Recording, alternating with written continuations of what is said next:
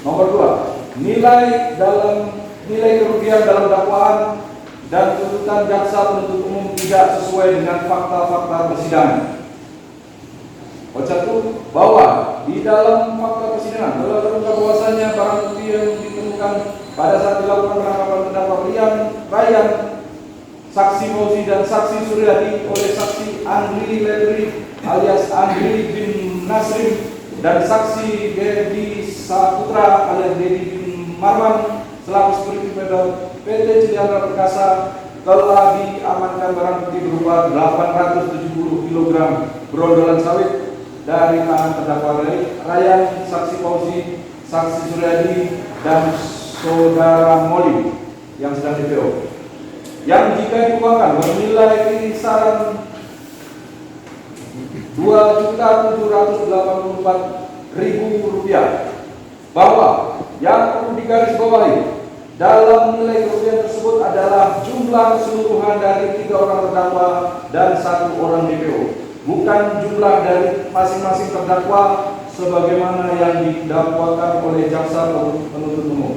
Pak Jaksa, izin minta tanggapannya Pak atas pledoi lawyer kita nih. Tanggapi tertulis Bang ya. Oh, tertulis ya? Oke, siap ya.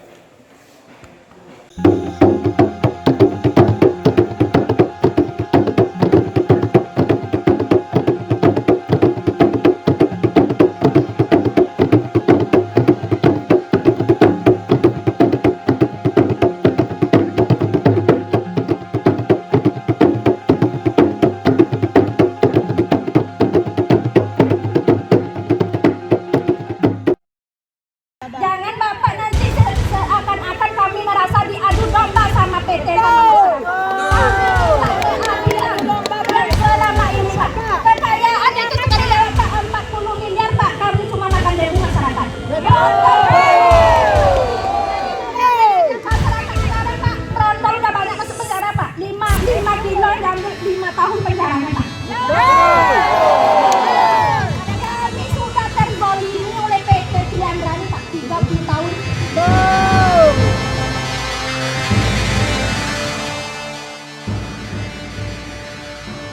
Ada yang nampak berbeda di Pengadilan Negeri Bangkinang saat itu. Apa itu? Ya, pemandangan berbeda tersebut adalah ketika sidang yang memperkarakan 3 orang warga desa Siabu, Kecamatan Salo, masuk pada tahapan sidang dengan agenda pledoi atau pembelaan penasehat hukum. Sepekan sebelumnya di tempat yang sama, agenda sidang adalah penyampaian tuntutan oleh jaksa penuntut umum yang menuntut 3 terdakwa pencuri berondolan di areal PT Ciliandra Perkasa Siabu dengan tahanan 2 tahun 4 bulan. Tentu saja, momen pledoi ini dimanfaatkan dengan baik oleh penasihat hukum 3 terdakwa, yakni Roy Irawan SH, dengan menyampaikan 17 halaman nota pembelaan yang detail, konkret, sehingga tuntutan jaksa dinilai tidak relevan. Begini selengkapnya.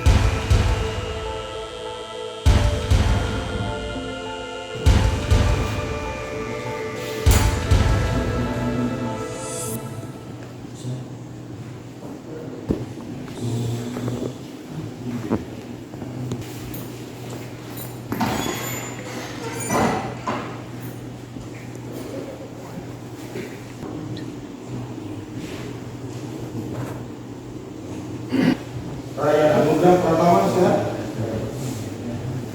Suryadi sehat. Fauzi sehat.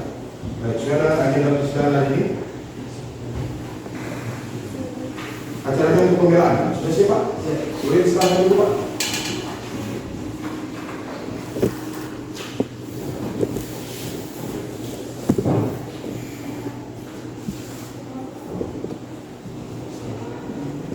Tiga, 1, 2, masing-masing. Iya, iya. Sambil baca, jadi tadi kita baca poin-poin klausul.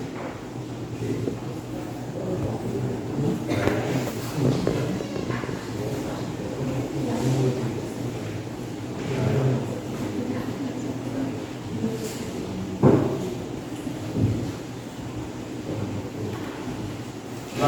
Untuk dibacakan mungkin poin-poin poin pentingnya saja yang bertemu ya. Baik.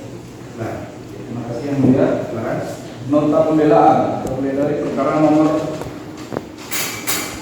549 garis miring titik B garis miring 2025 garis miring PN Bangkinang atas nama terdakwa Ryan Anugrah Pratama alias Ryan bin Ramli Hasan. Langsung saja. Silakan.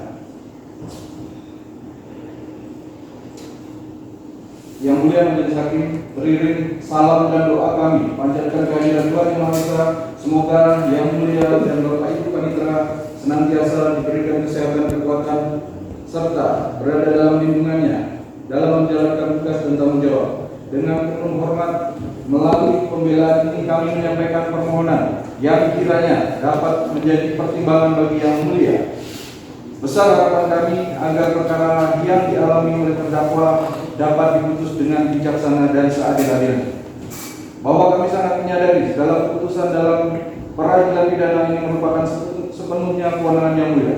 Namun demikian, mohon kiranya nota pembelaan atau pledoi ini dapat dipandang sebagai wujud itikat baik serta kesungguhan penasihat hukum dalam menyelesaikan permasalahan perkara ini secara benar dan berkeadilan. Semoga Tuhan Yang Maha Esa senantiasa memberikan petunjuk, kekuatan, dan kebijaksanaan kepada Yang Mulia dalam memutus perkara ini. Dakwaan dianggap dibacakan. Tuntutan pidana dianggap dibacakan. Silakan. Analisa fakta hukum.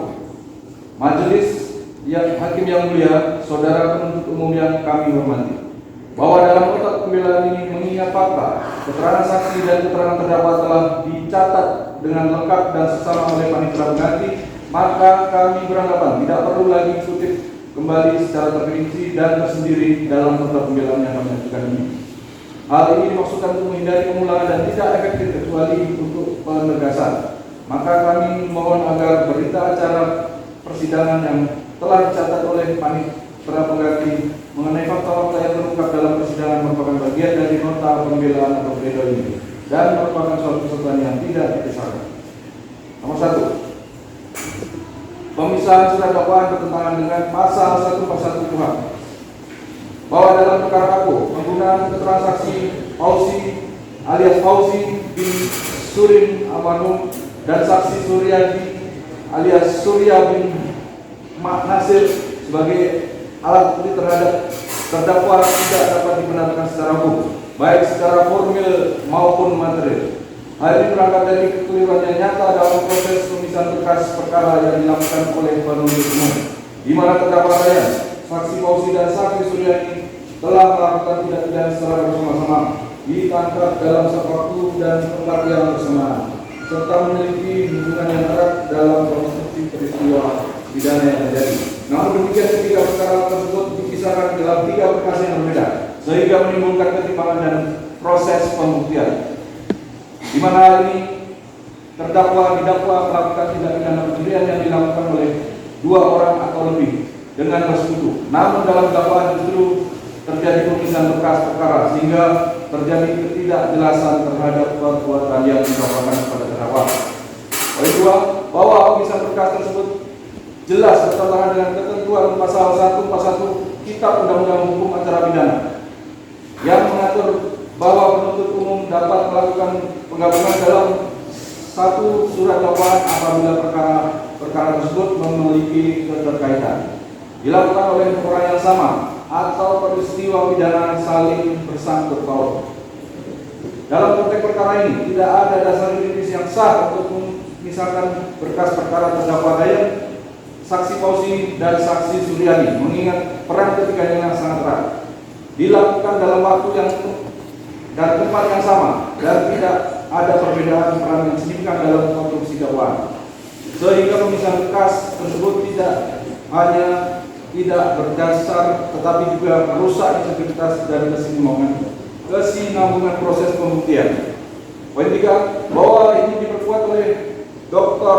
Rocky Margun SMA yang dalam analisisnya dan mengutip surat edaran Kejaksaan Agung RI nomor B strip 69 garis miring E garis miring 02 garis miring 1997 menyatakan bahwa memberlakukan pemisahan berkas perkara diatur dalam pasal 142 KUHP tidak boleh bertentangan dengan pasal 141 KUHP. Dalam arti pemisahan perkara hanya dapat dilakukan apabila peristiwa pidananya memang tidak memenuhi kriteria pasal 141, yakni tidak saling berkaitan dan tidak dilakukan secara bersama-sama. Dengan demikian, dalam perkara ini, pemisahan yang dilakukan justru merupakan bentuk pelanggaran terhadap prinsip due process of law dan menciptakan ketimpangan posisi para terdakwa dalam proses hukum.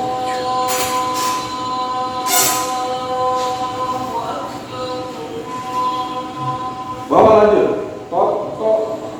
Bambang yang seorang jaksa dalam artikelnya yang splicing adalah hak jaksa, namun beliau juga menegaskan bahwa pemisahan tersebut hanya dapat dibenarkan dalam kondisi tertentu, yakni apabila jaksa menerima satu berkas perkara dengan lebih dari satu perbuatan pidana dan lebih dari satu pelaku, di mana masing-masing pelaku memiliki peran yang berbeda atau tindakan dilakukan di lokasi yang berbeda. Artinya pemisahan hanya sah memang secara objektif terdapat perbedaan peran atau tempat kejadian perkara.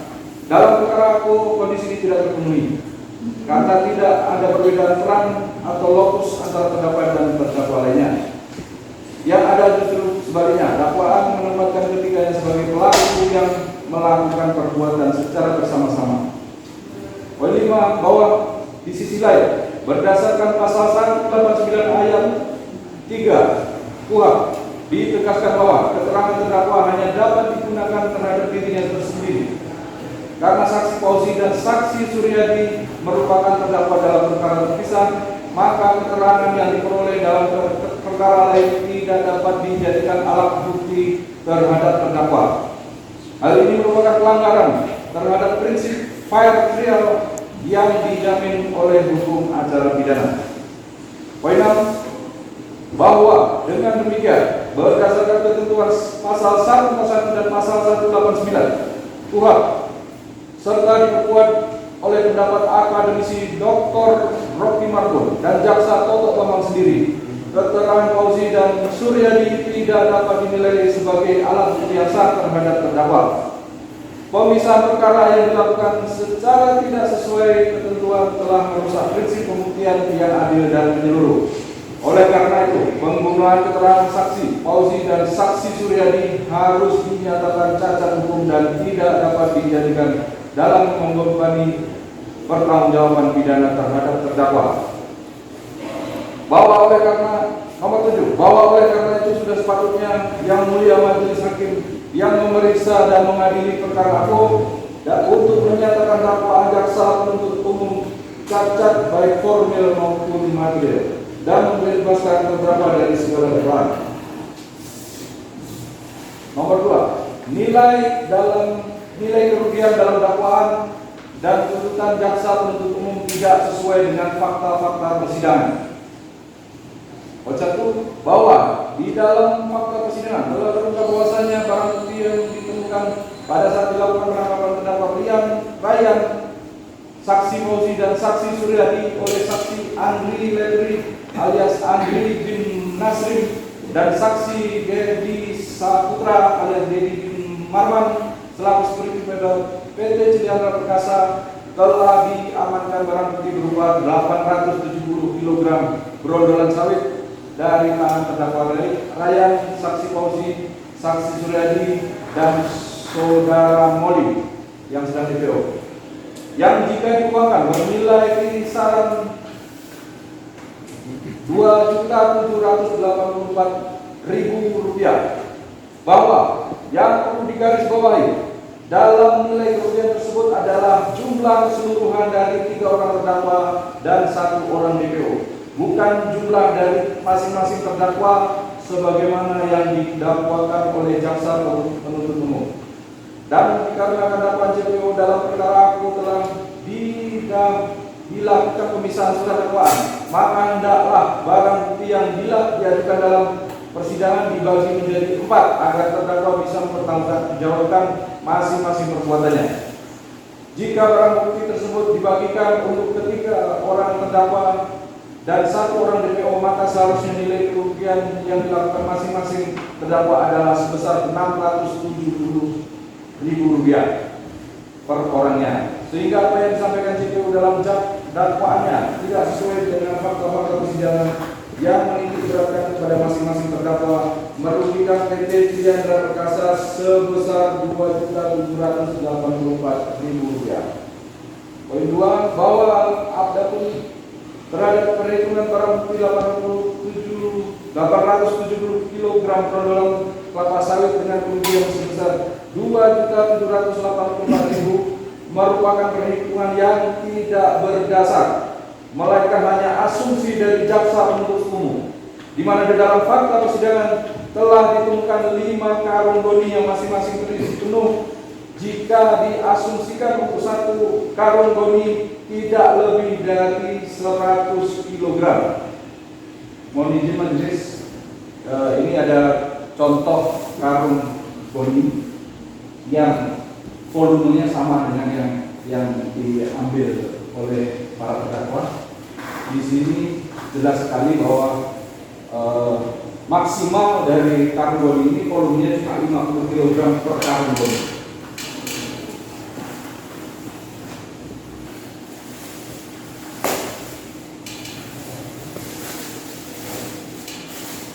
Jadi ini, inilah karung goni yang disebutkan di dalam pemeriksaan. Akan diajukan sebagai bukti persidangan.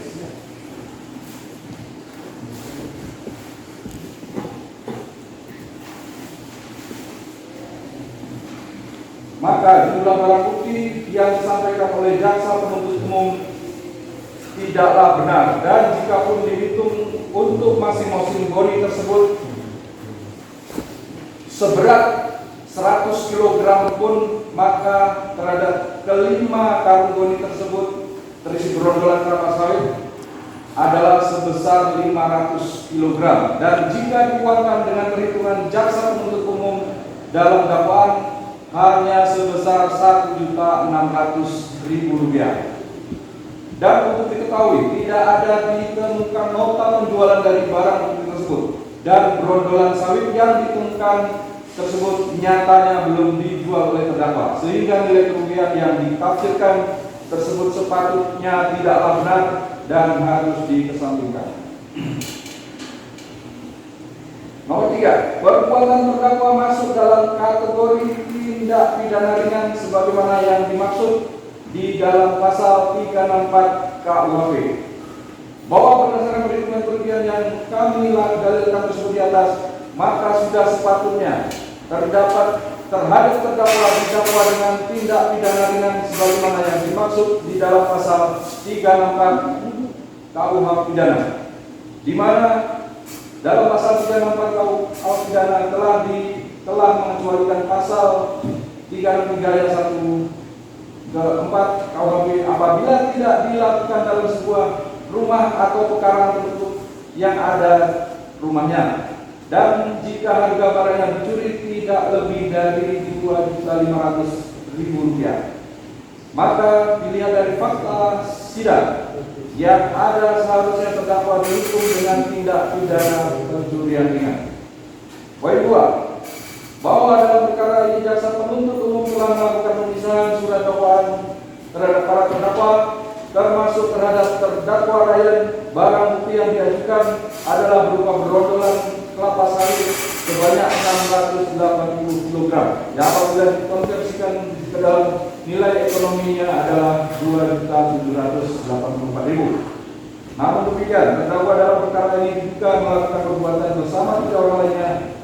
Namun karena dakwaan telah dipisahkan, maka pertanggungjawaban pidana seharusnya menjadi individual, bukan kolektif, sehingga nilai kerugian yang secara rasional dapat dibebankan kepada terdakwa hanyalah sebesar Rp2.784.000 784.000 dibagi 4 sama dengan Rp675.000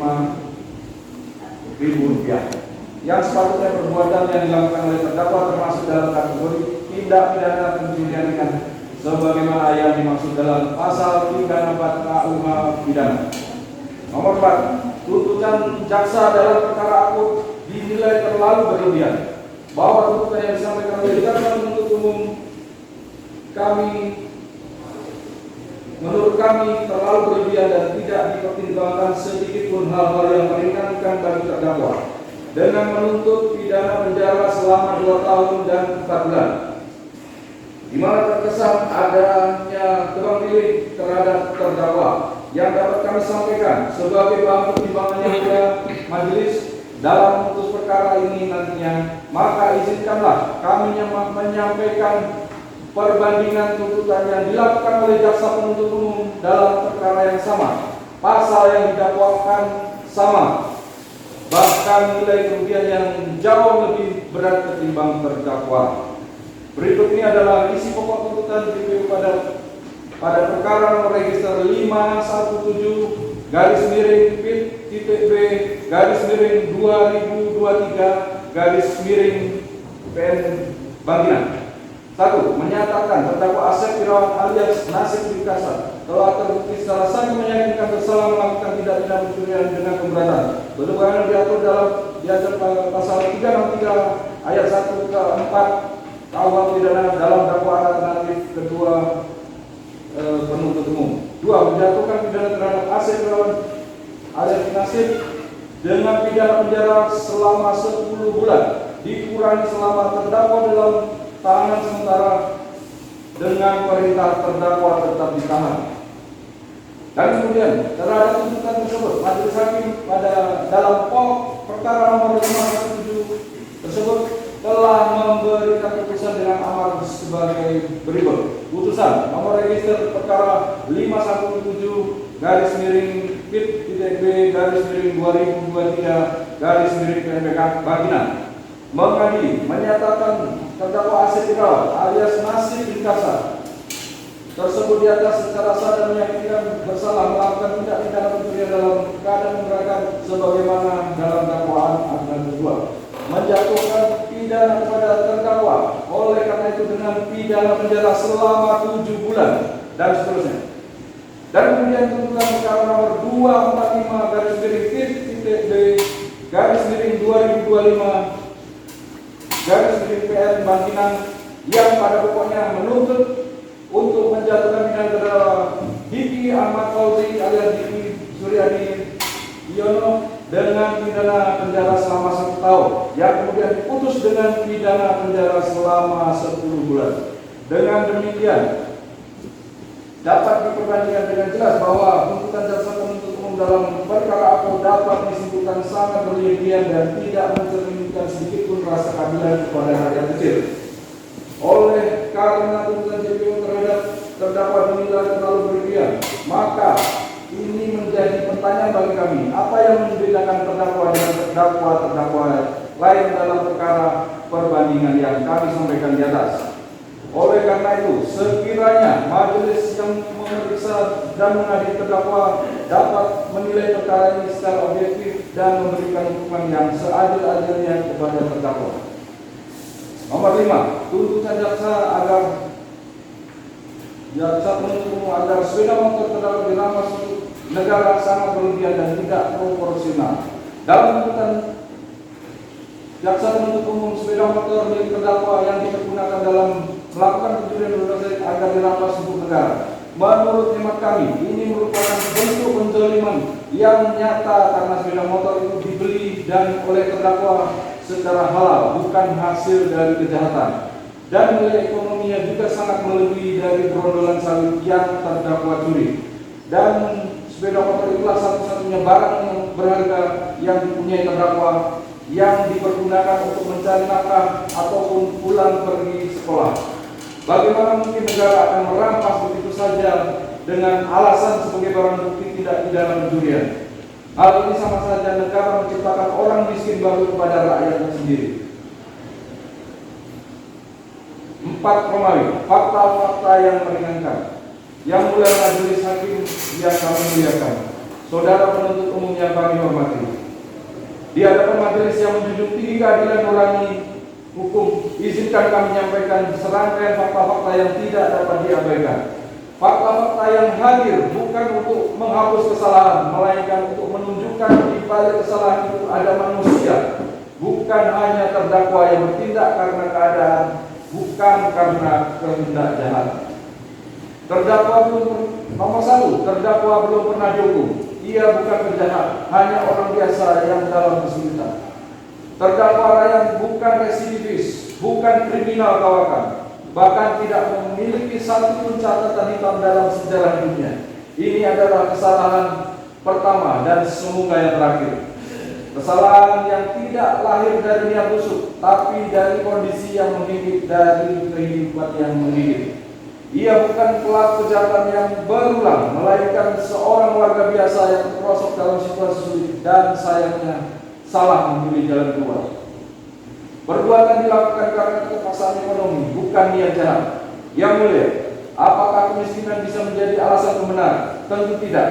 Tapi ia layak menjadi alasan pengurang. Terdakwa melakukan perbuatan ini bukan karena kerakusan, bukan karena keinginan menguasai secara culas, tapi karena didorong oleh kebutuhan mendesak untuk bertahan hidup. Tidak ada kekayaan yang ia raih, tidak ada kemewahan yang ia peroleh, hanya segenggam berondolan sawit dan rasa malu yang besar harus berurusan dengan hukum. Nomor 3, barang bukti yang dijual, barang bukti belum dijual, tidak ada kerugian real.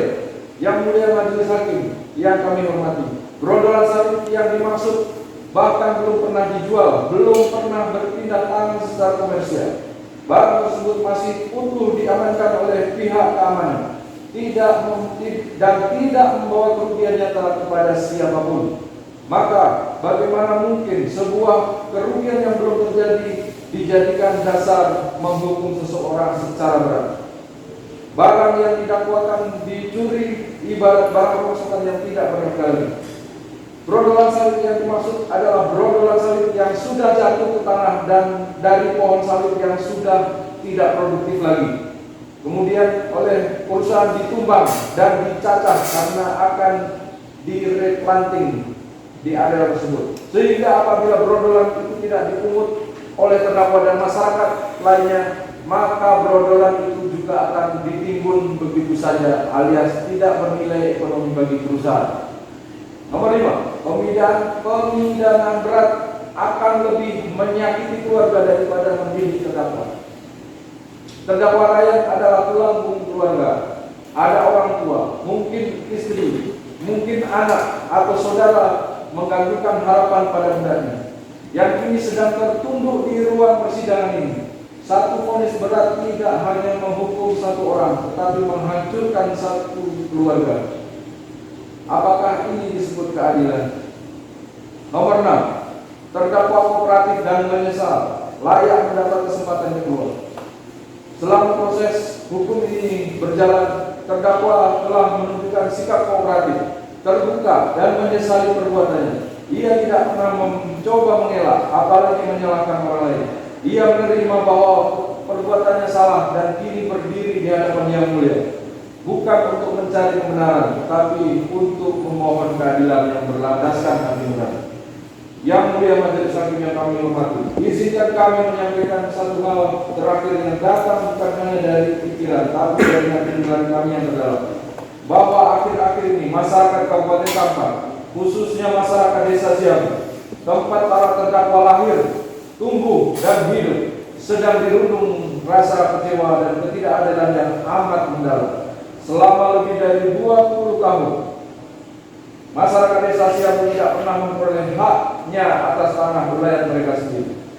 Tanah itu telah dikuasai dan ditanami kelapa sawit oleh PT Ciliandra, menghasilkan keuntungan miliaran bahkan triliunan rupiah setiap tahunnya. Namun masyarakat asli pemilik tanah tersebut tidak pernah merasakan hasilnya, tidak pernah menikmati kesejahteraan dari tanah yang diwariskan leluhur mereka.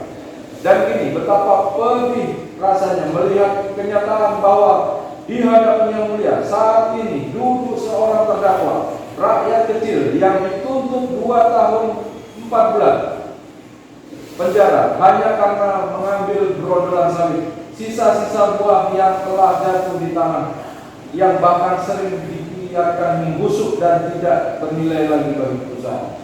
Apakah pantas, Yang Mulia, seorang warga miskin yang hanya mengambil sisa-sisa di atas tanah yang seharusnya menjadi haknya sendiri dipenjara selama 2 tahun lebih, sementara di sisi lain pihak yang telah puluhan tahun menikmati hasil dari tanah wilayah masyarakat tanpa pernah memberi hak kepada mereka justru tidak pernah dimintai pertanggungjawaban hukum.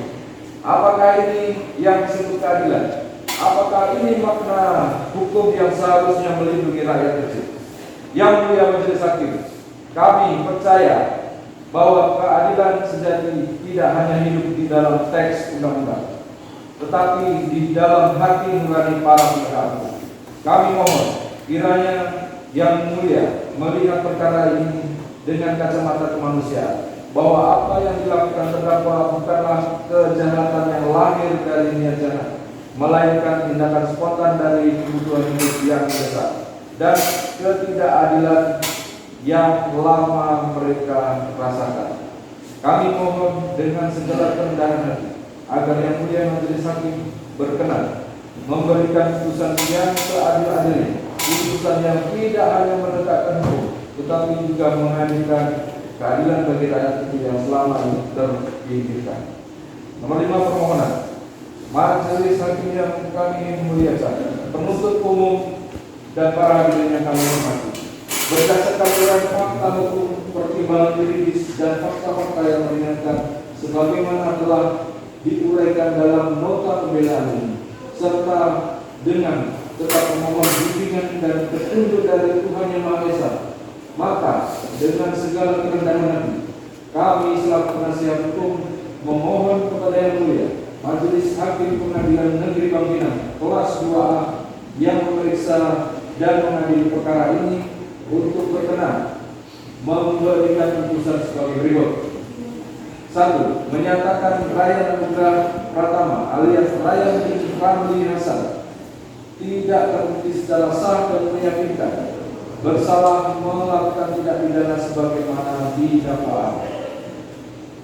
2. Membebaskan terdakwa Ryan Anugrah Pratama alias Ryan bin Ramli Hasan dari seluruh dakwaan. 3. Memulihkan hak terdakwa Ryan Anugrah Pratama alias Ryan bin Ramli Hasan dalam kedudukan, kemampuan, dan harkat serta martabatnya dalam keadaan seperti semua. 4. Memerintahkan terdakwa Ryan Anugrah Pratama alias Ryan bin Ramli Hasan segera dikeluarkan dari lapas Bangkinang seketika setelah putusan ini dibacakan. Nomor 5. Mengembalikan sepeda motor milik terdakwa kepada yang berhak. Nomor 6. Menetapkan biaya perkara dibebankan kepada negara. Namun demikian, sekiranya Majelis Hakim Yang Mulia berpendapat lain kepada terdakwa Ryan Anugrah Pratama alias Ryan bin Ramli Hasan, mohon dijatuhkan pidana yang seringan-ringannya. Angka permohonan penuntut Majelis Hakim yang kami muliakan dan penuntut umum yang saya hormati. Tim penasihat menyampaikan ucapan terima kasih kepada Majelis Hakim Yang Mulia dan penuntut umum atas kesabaran dalam mendengarkan nota pembelaan. Akhirnya kami percaya Majelis Hakim Yang Mulia dengan keyakinannya tidak akan ragu-ragu mengambil keputusan seadil-adilnya dalam perkara itu. Demikian nota pembelaan kami, kiranya Majelis Hakim Yang Mulia dapat dibimbing dari pihak Malaysia dalam memutus perkara ini. Dibacakan dalam persidangan di Pengadilan Negeri Bangkinang pada hari Rabu tanggal 15 Oktober 2025. Hormat kami, tim penasihat hukum atau hukum peradilan. Kita lakukan. Baik. Oke. Sama ya Pak ya? Sama. Terhadap pilihannya ya? Ya. Jadi yang dikatakan tadi berlaku pula untuk Fauzi dan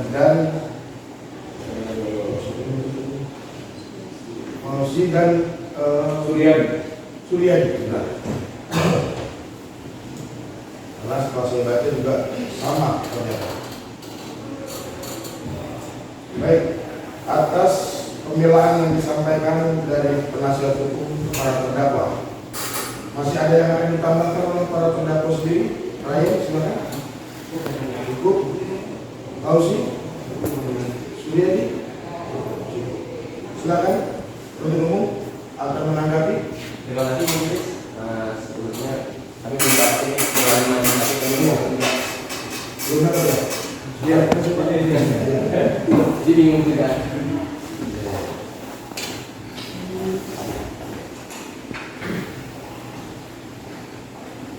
Jadi Majelis kami mohon waktu Majelis untuk menanggapinya. Ya. Setelah tulis Majelis kami mohon waktu 1 minggu. Begini ya Pak ya. Baik. Baik. Terkait dengan persidangan untuk tidak terlalu lama lagi mungkin bisa kita selesaikan Pak. Baik. Ya, karena akan ada anggota dalam perkara ini yang akan menjalankan proses komutasi, jadi kita batasi Bapak terakhir untuk replik 1 minggu. Mungkin kalau mau ditanggapi lagi nanti bisa ada tertulis 1 minggu, putusan 1 minggu, maksudnya 3 minggu.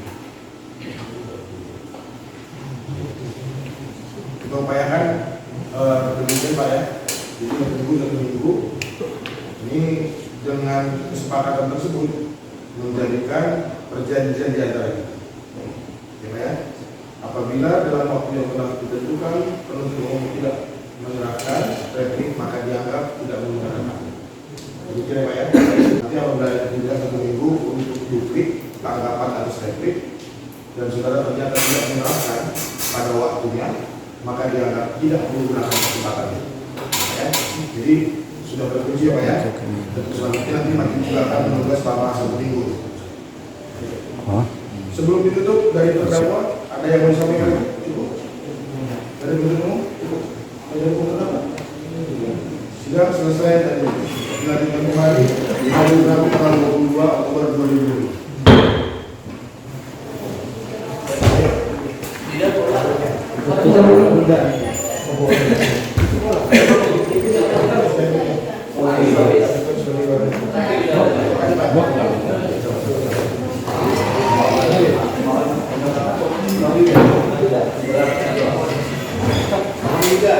Iya benar.